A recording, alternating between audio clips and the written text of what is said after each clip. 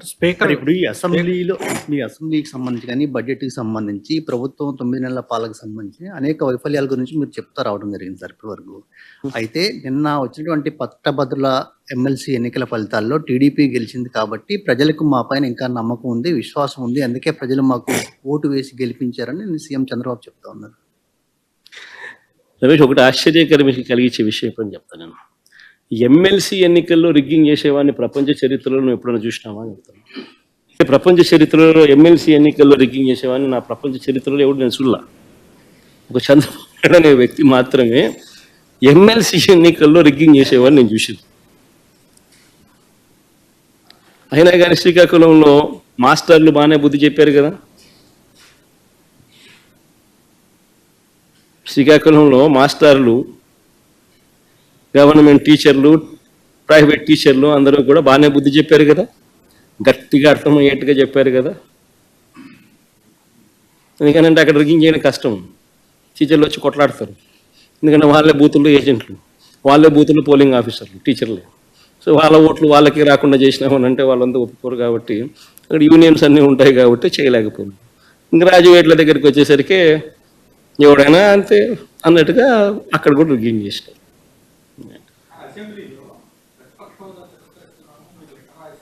ఎన్న సార్ అసెంబ్లీలో స్పీకర్ గారు ఈరోజు హౌస్లో కామెంట్ చేశారు, మీరు దేవుడు గారు లేదు పూజారిని వచ్చి అడుగుతున్నారని చెప్పి ఎల్ఓపి విషయంలో రూలింగ్ ఇచ్చారు సార్. ఈరోజు మీకు ప్రతిపక్ష హోదా రాదు అని స్పీకర్ గారు ఈరోజు ఒక రూలింగ్ ఇచ్చారు. Statement, the speaker has given a statement saying that neither have you attended the assembly, you've just attended assembly just for one day in the earlier sessions, and that you yourself in the previous term had talked about Mr. Chandrababu Naidu and how they had 23 or 24 MLAs, and if we take 5 then you won't have the leader of opposition status. If he can say the same thing, why is he demanding the same is what there's been a ruling stated by the speaker. What do you have to say on this? ఒకటి అందరూ గుర్తుపెట్టుకోవాల్సింది ఏంటంటే, చంద్రబాబు నాయుడు గారు అనే వ్యక్తికి మేము ప్రతిపక్ష హోదా ఇచ్చాం.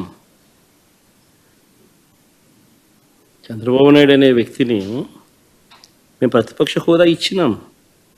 ఎక్కడా రూలింగ్ లేదు, ఎక్కడా దెర్ ఇస్ నో రూల్. నీకు ఇంతమంది శాసనసభ్యులు నీకు ఉండాలి, ఉంటేనే నీకు ప్రతిపక్ష హోదా ఉంటుంది అని ఎక్కడా రూలింగ్ లేదు. ఇన్ఫ్యాక్ట్ ఢిల్లీ అసెంబ్లీలో బీజేపీకి 3 అసెంబ్లీ స్థానాలు గతంలో, ఆప్ బీజేపీకి ప్రతిపక్ష హోదా ఇచ్చింది. మరి 79 స్థానాల బీజేపీ అక్కడ ఉన్న టోటల్ స్థానాలు ఢిల్లీలో 80 స్థానాలకు 77 స్థానాలు ఆప్ వచ్చి సంథింగ్ లైక్ దట్. బీజేపీకి 3 స్థానాలు ఉన్న ప్రతిపక్ష హోదా ఇచ్చినారు. సిమిలర్లీ మేము కూడా తెలుగుదేశం పార్టీకి మేము కూడా 5 మంది శాసనసభ్యులు తెలుగుదేశం పార్టీ నుంచి పక్కన కూర్చుంటామన్నారు. మా వాళ్ళు అయితే ఇంకా లాగేసినామంటే ఇంకా 10 మంది లాగుతామన్నారు. వద్దు లాగాకండి నేనే చెప్పాను, కానీ ప్రతిపక్ష హోదా నేనే ఇచ్చి ఇదే చంద్రబాబు నాయుడు చెప్పినా, నువ్వు మాట్లాడు స్వామి, ఎంతసేపు మాట్లాడతావు నువ్వు మాట్లాడు, నేను వింటాను, నేను విని నీకు సమాధానం చెప్తాను, నువ్వు మాట్లాడాలనేదే నా కోరిక, నువ్వేం అడుగుతావు అడుగు స్వామి అని చెప్పి నేను చెప్పిన అసెంబ్లీలో. కావాలంటే నా స్పీచ్ లేనండి అసెంబ్లీలో నేను అన్న మాటలు.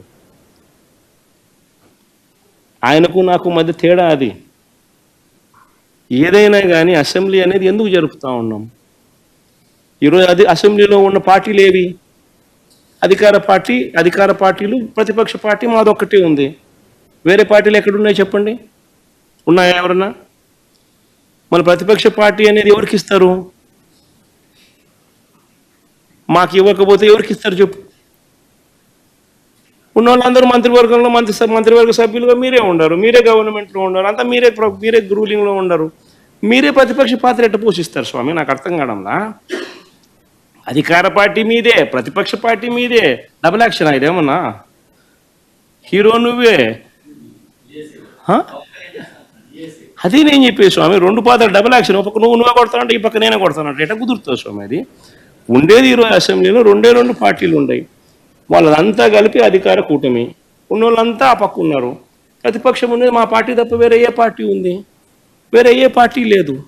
సో వేరే ఏ పార్టీ లేనప్పుడు ప్రతిపక్షం అనేది ఎవరికి ఇవ్వాలి? ప్రతిపక్ష పార్టీగా గుర్తింపు అనేది ఎవరికి ఇవ్వాలి? ప్రతిపక్ష పార్టీగా ఉన్న వాళ్ళకి ఇవ్వాలి.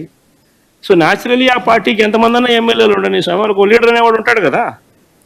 సో ఆ లీడర్ని ఏమంటారు? ప్రతిపక్ష నాయకుడనే అంటారు కదా, వేరే పేరు ఏమన్నా అంటారా? సో ప్రతిపక్ష నాయకుడు అని చెప్పి నువ్వు ఎప్పుడైతే అంటావో అప్పుడు ఏంది, దాని అర్థం ఏంది? లీడర్ ఆఫ్ ది హౌస్కి ఎంతసేపు మైక్ ఇవ్వాలనో అంతేసేపు దాని తర్వాత స్థానంలో ప్రతిపక్ష పార్టీ నాయకుడికి ఇవ్వాలి. ఎందుకు ఇవ్వాలి? ఇవన్నీ చెప్తాడు కాబట్టి. ఇవన్నీ అవతల ప్రతిపక్ష పార్టీ చెప్పినప్పుడు నువ్వు రిపేర్ చేసుకోవాలి కాబట్టి. అది గవర్నమెంట్ చేయాల్సిన డ్యూటీ కాబట్టి, పని కాబట్టి. కానీ ఇక్కడ ఏం జరుగుతూ ఉంది?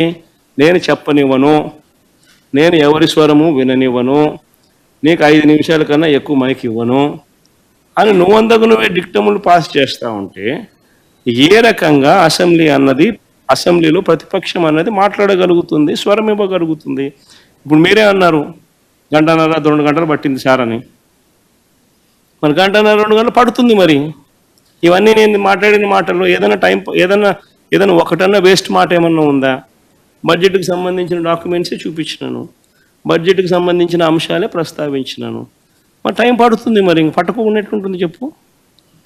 మరి వినాలా? అవతలోనికి మైక్ ఇస్తేనే కదా నువ్వు అవతలోడు చెప్పగలుగుతాడు.